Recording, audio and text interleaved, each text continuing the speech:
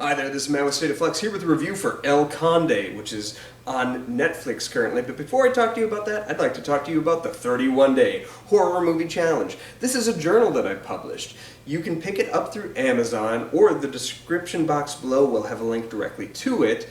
And what it is 31 guided challenges, such as a zombie movie. You will be then given 3 questions which are going to be standard across the board. Who made it, what works, what doesn't, followed by 3 questions that are unique to the film at hand, such as, how are zombies used to speak about humanity? You'll get 2 additional questions on top of that one. If you're interested in film criticism at all, and if you're watching this, you probably are, this is something that will help guide you in your relationship with the movies that you watch. I urge you to check it out. But to the movie at hand, I watched the film El Conde, a film by Pablo Larrain. I am not Spanish speaking, so I may have butchered that last name. However, he's a filmmaker that I really quite like. He made the film No, which was nominated for Best Picture back in, I want to say 2012, maybe it was 2013, Best International Picture at the Oscars.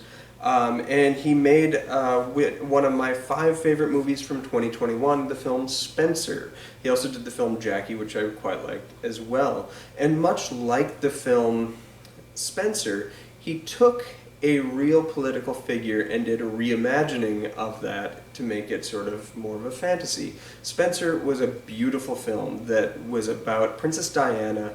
What if she had, stuck her foot in the ground and maintained her own agency over her life? And I absolutely loved it. It was a beautiful fable. This film, when I heard existed and from the filmmaker that did it, I became very excited. This was about what if Pinochet was a vampire? That's what brought me on board this film. I thought this sounds like it could be a really fun kind of dark fable kind of thing with a wicked sense of humor. And I was really excited and invested, and my wife being from Chile, I have a connection to this a little bit. And so I was really pumped to see it. And starting with the positives, I do think that this movie is one of the best, if not the best looking movie this year. This movie looks every bit as good as a Bergman picture.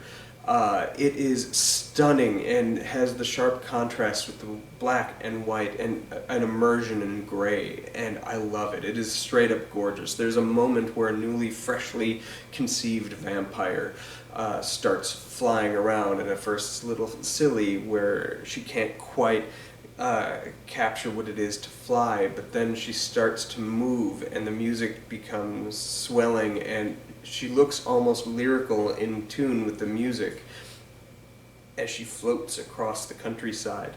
And it is one of the most striking shots I've seen in a movie this year. And the way that they use the vampirism to sort of make comment on how these vicious people literally consume each other is put to good use. However, the thing that I bumped into the most with the movie is the fact that what brought me there was the whole vampirism thing, like what if Pinochet was a vampire? But what kept me from loving the movie is my understanding that Pinochet was a real living person, as are some of the other political figures in this movie. I don't want to spoil who some of them are, but they're other prominent conservative or fascistic leaders. And applying the whole storybook monster thing to them when they were truly living people, and the evil that they did was based in their own humanity and misguided sense of it, and excusing what they did because they're like devilish monsters kind of rubbed me the wrong way. And if it had been done with, I was hoping it would have been done with a little bit more slick humor and farcical nature to it, and certainly there's elements of that there. It just took itself a little too seriously and never really dug into the fact that they did these things because they chose to do it. They were wicked because they chose to be so, not because they were born that way of a vampiric bite. And that's, so weirdly enough, it's the allegory that kind of strips the film of its quality. And that is where I kept bumping into the film. That said, I am going to give the movie a recommendation. I do think it's a 3-star movie because it is stunningly beautiful. It shines a light on true awful ills and really kind of immerses you in this man who is never painted to be anything other than pathetic towards the end of his lifespan, and also brings in other political figures of a similar nature, certainly less than Pinochet was, but problematic figures as well, and whatnot. It is kind of an interesting look at history and stuff like that through the context of what if the people running the country are vampires literally sucking the life out of it. So, like, it's a mixed metaphor that half works, half doesn't, but worked kind of enough for me to give the recommendation, but it's really the beautiful look of the movie that goes a long way. Also, well-scored film. I don't want it to be forgotten at year's end for its cinematography. Possibly even score, but certainly cinematography. It basically doesn't have a shot at being selected for Best International Film because Chile did not submit this one for that. I think they've submitted a film called The Settlers.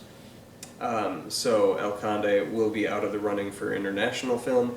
However, I genuinely don't want this movie to be forgotten for its amazing visual look, which was also my second favorite thing about Spencer, and that was a movie that was overlooked. That, I think, was the best looking movie of 2021 and completely ignored. That seems to be a running legacy of this filmmaker. I hope this movie gets remembered. What did you think of El Conde? Did you watch this film? It is available on Netflix. It had a small theatrical run about 2-3 weeks ago. Didn't really make too much of a splash, but check it out on Netflix. Let me know what you thought about the film in the comment section down below. Thanks for watching, like, subscribe, do all that good stuff. Peace.